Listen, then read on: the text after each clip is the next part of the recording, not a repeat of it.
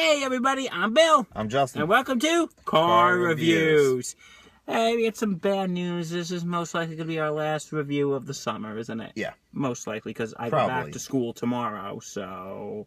yeah. Yeah. Alright, so with that aside, let's have some fun.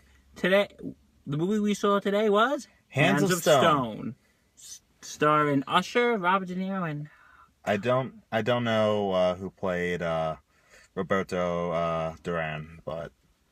Alright, so, This is basically Roberto Duran's story. For those of you who don't know who Roberto Duran is, we'll fill you in. Roberto Duran is a Panamanian, I don't know how you say it. He's from Panama. He's from Panama.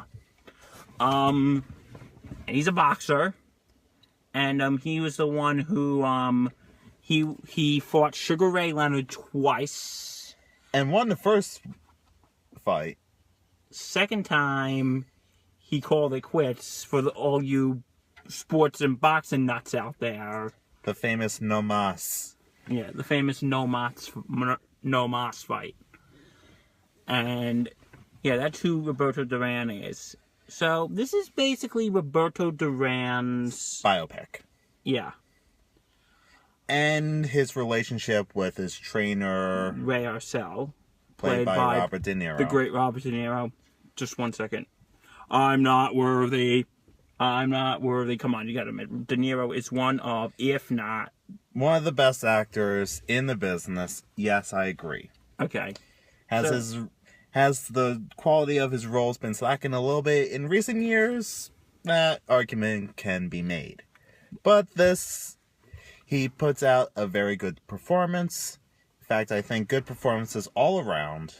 The acting was good. I like the guy who played Duran. I liked Robert De Niro. Usher as Sugar Ray was surprisingly good. I never knew that Usher could act. And he was really good in that fight in the movie. And I think I heard somewhere that Sugar Ray Leonard actually approved of Usher's performance. So awesome. Yeah, so okay, acting was good, but the rest of the story was kind of... It suffers from what a lot of biopics suffer from. It's unfocused. Yeah. It goes through the events like it actually happened, not like what would fit the narrative. Yeah. And I get it. You gotta... To properly account for what happened in Duran's life, you gotta include a lot of things, but... Especially some Panamanian history. Some history about the issues with the Panama Canal and stuff like that. We won't get into the whole thing, but if any of you know your world history, in the 60s and 70s in Central America, that was when a lot of tensions were very high. Were going, in the 60s and 70s in Central America, if anyone knows your world history out there. But, okay, it was very unfocused. Especially towards the middle, after Duran's first fight with Sugar Ray Leonard. This fight, I could see what the film was trying to do, but it portrayed Roberto Duran as just... an ass.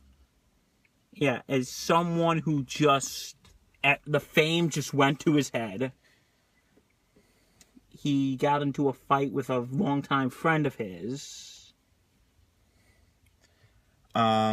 Started partying harder. Eating a lot. Cheating on his wife. And I get it. You want to portray the person as he really was. I get it. Do you need all of it, though? Nah. No. There was, a lot of filler. I forgot if this was before the second fight or it was before the first fight. They had a little tidbit there, which kind of may have been necessary, but in the long run, I don't think it was really worth it. It was, when they showed Robert De Niro's daughter. That was after the first fight. And, like, you know, they're saying that she had a drug overdose. Yeah. Okay, just one thing. We all got to give some spoilers. It's a true story. You all know what probably Yeah, happened. you can look this stuff up on Wikipedia. The internet, it exists. So anyway, it's like, do we really need to know all about this? I don't really give a rat's you know what about Ray Arcel's daughter. They should have put the story where it's supposed to be focused on. And that was Roberto Duran. Like, I could see what they were trying to do. Like, they were trying to say that maybe Ray Arcel's reputation as a trainer made up for him as being a bad father, but... Well, to argue that, there are two rules in screenwriting. Dialogue and scenes are written to do two things. Mm-hmm. One, to proceed the story. Yeah. And two, to develop the characters. Yeah, but do you believe Ray Arcel's... Do you believe Ray's daughter was really needed in all this? I think it kind of goes a little bit full circle, like towards the end, where he makes a decision. I have things that are more important than my boxers, and that's my family. That I should have paid more attention to them than... That I should have made time for both, or something like that. So I can see what they were going for. But you can also see my point, though. I can see your point. Okay, well, the movie itself, it's like, after the first fight, when you can just see Roberto Duran just go nuts, it's just really painfully uncomfortable to watch, wouldn't you say? In fact, even, like, before the first fight with Leonard, I was like, this guy's an ass. Did he really just say that about Leonard's wife? He's getting all cocky and he's getting all... Like, you expect, like, in movies... You expect in movies like this, like, the champ to be all... Like, he reminded me of Clubber Lang from in Rocky 3. Me too! Yeah, I was thinking the same thing, that he was... And Sugar Ray Leonard was very humble in all this. Yes. Although he did kind of pull the same tricks on Duran during the second fight, like acting all cocky he wasn't and a total, like teasing. But he wasn't a total dick like Duran was. No. But the thing is,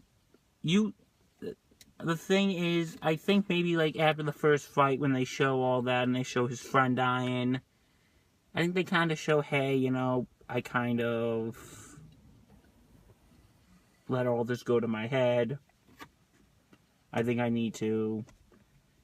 Yeah, all that. And you know what the thing is? I've heard about the No Mas fight. I've seen a few, like, sports documentaries, but I've never really got into what happened, you know, before that. How he was really cocky and all that.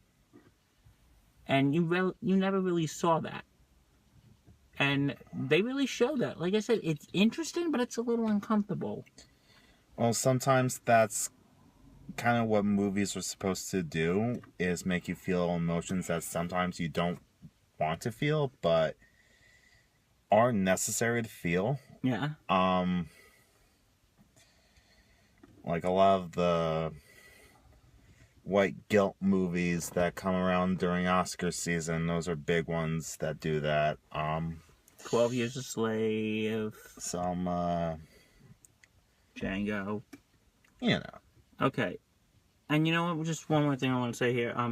When we were walking out of the movie, we ran into a gentleman who gave us a little insight because he actually, like, lived to watch those fights.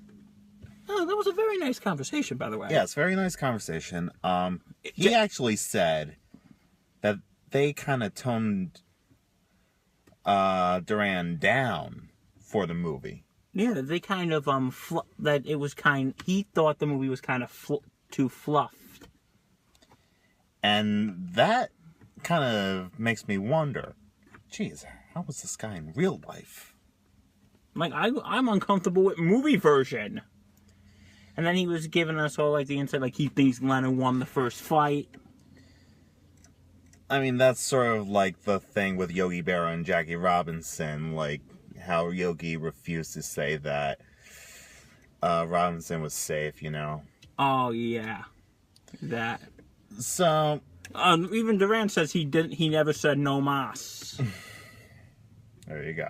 So, yeah, that was it. And sir, if you're watching, which he probably isn't, but shout out. Anyway, Final verdict. okay, I thought this movie. I didn't think it was one of the best sports biopics I saw, but I don't think it was the worst. Like, I've seen better, but I've seen worse. Okay. So, I would give it thumb up. Acting was good. I really liked the acting. But like I said, from a story perspective, That's a thumb down. I'm giving the story a thumb down. You know what? I'm doing pretty much the same thing. The acting was spectacular. Some of these character moments, especially whenever Duran was interacting with what's the name of his character's name again? De Niro's? Ray Arcel. When Duran's interacting with Ray Arcel, like, that's great stuff, but like when it just shows Duran being a dick and stuff like that, it's uncomfortable, it's ugly, and unfocused. Do you think we're going to be looking at any nods when it comes to Oscar season for acting? If anything, it would probably go to De Niro. I don't think he'll get a nod, but you know what? Anything can happen if... Maybe even the guy who played Duran could probably possibly get a nod. But we'll just have to wait and see. I don't think this is going to be any Oscar bait. Okay, well, that's our review. And we'll see you when we see you. All right. Bye-bye.